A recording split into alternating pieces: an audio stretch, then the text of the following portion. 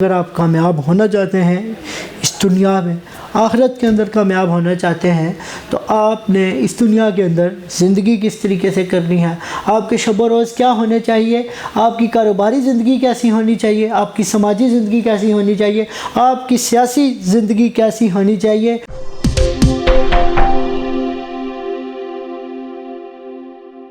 بسم اللہ الرحمن الرحیم۔ السلام علیکم ناظرین، welcome to the Faheem Siddiqui official YouTube channel. میں ہوں آپ کا میزبان عبدالرافع۔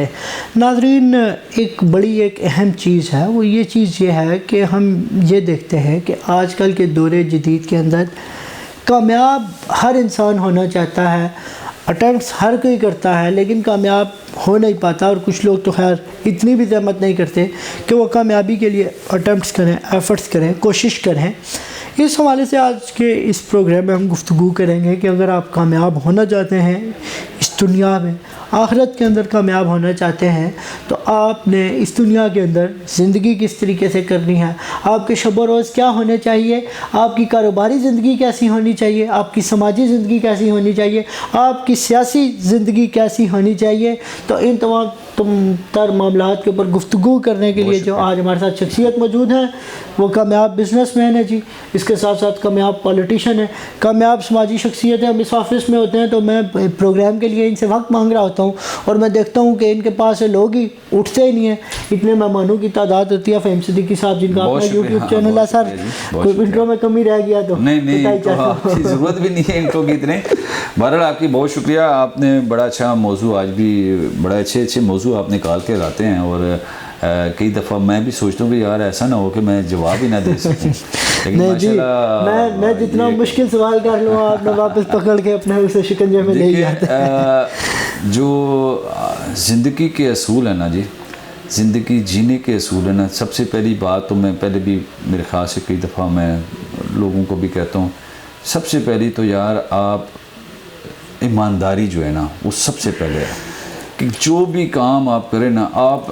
اللہ کو حاضر ناظر جان کے کریں۔ آپ جب تک آپ کے دل میں وہ درد نہیں ہوگا، وہ خوف نہیں ہوگا، اللہ کا خوف نہیں ہوگا نا، آپ کچھ بھی نہیں کر سکتے۔ جب تک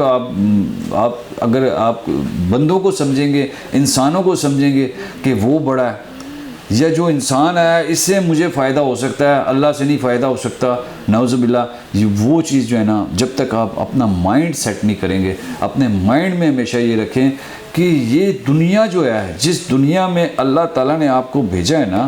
یہ دنیا جو ہے یہ اللہ کی بنائی ہوئی مخلوق ہے، یہ انسان اللہ کی مخلوق ہے۔ اس مخلوق کے لیے جس بندے نے اچھا سوچا، اچھا کیا، اللہ تعالیٰ نے اس کو جو ہے نا کھڑا کر دیا۔ اللہ تعالیٰ اس کو کھڑا کرتا ہے، انسان نہیں کھڑا کرتے۔ یہ پہلی تو بات ہے، ہم مائنڈ جو ہے نا ہم اس کو چینج کریں اپنے کو، کہ لوگوں نے ہمیں کچھ نہیں دینا، اللہ نے ہمیں دینا، اور جو بھی ہم کام کر رہے ہیں اللہ کی مخلوق کے لیے کام کر رہے ہیں، اللہ تعالیٰ اس کے اندر بہتری جو ہے نا لے کے آتا ہے۔ پہلا تو اصول یہ ہے۔ اب دوسری بات یہ ہے کہ آپ نے دنیا کے اندر جینے کے، ہم معذرت کے ساتھ ہمارے بہت سارے ساتھی جو ہے نا، دو چار چیزیں جو ہے نا، یہ اللہ کے وہ حضور پاک کی سنت ہے داڑھی رکھنا، حضور پاک کی فلاں، دیکھیں سنتیں تو بہت ساری ہیں۔ جھوٹ نہیں بول سکتے آپ، فراڈ نہیں کر سکتے، کسی کو دھوکہ نہیں دے سکتے، کسی سے آپ جو ہے نا جی کسی کو تکلیف نہیں دے سکتے۔ آپ کے اٹھنے بیٹھنے بولنے چالنے سے یہ ساری اللہ تعالیٰ نے آپ کو جو ہے نا تربیت دی ہے۔ ہمارے مذہب کے اندر ہمارے حضور پاک نے یہ ساری سنتیں، اگر ہم حضور پاک کی سنتیں ایک ایک پکڑ کے جو ہے نا چلنا شروع کریں تو میرے خیال سے سارے مسائل حل ہو جائیں گے۔ آپ کا دین بھی ساتھ آپ کے چلے گا، آپ کا جناب زندگی بھی آپ کی اچھی گزرے گی۔ اور ساتھ ساتھ میں ایک اور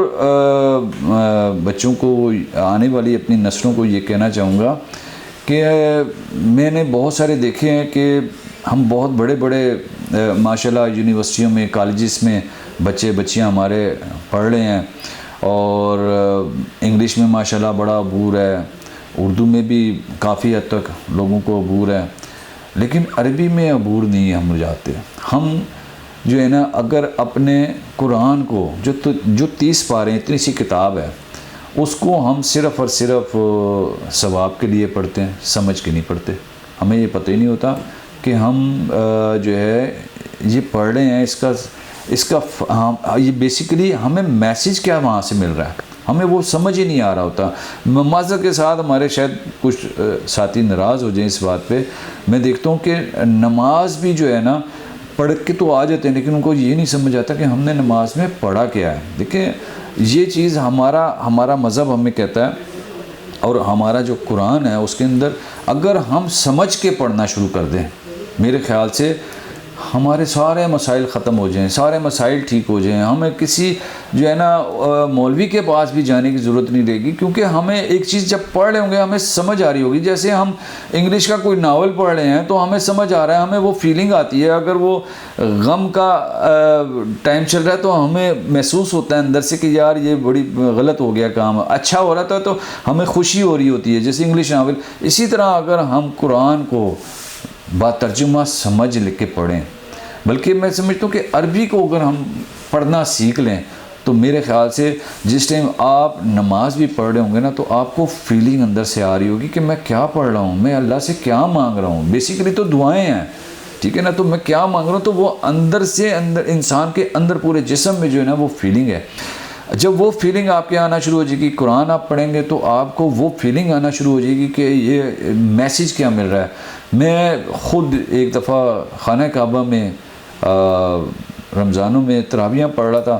اب ہمیں تو تربیت دی گئی کہ تراویحاں جناب بس ہاتھ باندھ کے کھڑے رہیں، آپ نے قرآن سننا ہے۔ تو ہم سن رہے ہیں، تو میرے ساتھ کچھ عربی کھڑے ہوئے تھے، تو وہ کچھ ایسی ٹائم آیا کہ وہاں پہ وہ کچھ عربی رونا شروع کر دیا، عذاب کیا ہے، ٹھیک ہے نا۔ اب مجھے تو سمجھ نہیں آ رہی، میں تو ہاتھ باندھ کے کھڑا ہوا ہوں نا، مجھے صرف یہی سکھایا گیا ہے۔ حالانکہ دیکھو یہ چیزیں ہمیں بھی آنی چاہیے کہ ہمیں وہ فیل ہونا چاہیے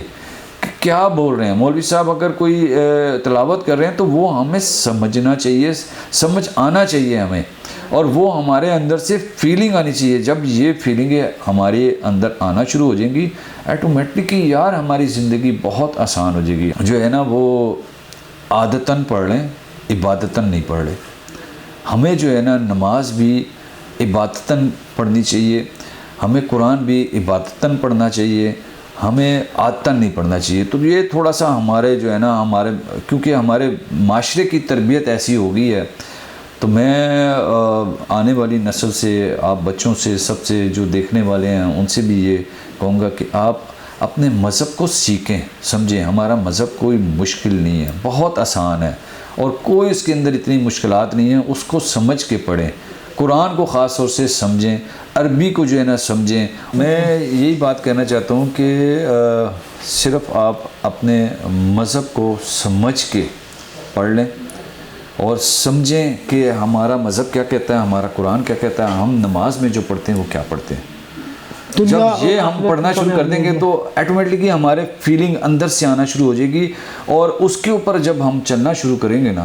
تو میرے خیال سے دنیا میں ہم جو ہے نا کامیابیاں، ناکامی کہیں پہ نہیں ہوگی، چاہے ہم کسی بھی فیلڈ میں ہوں، چاہے ہم بزنس میں ہوں، چاہے ہم کاروبار کریں یا اپنا کریں یا کسی کے ساتھ کریں یا جاب کریں، کامیابی ہے۔ بہت شکریہ جی فہیم صاحب، بڑے ہی خوبصورت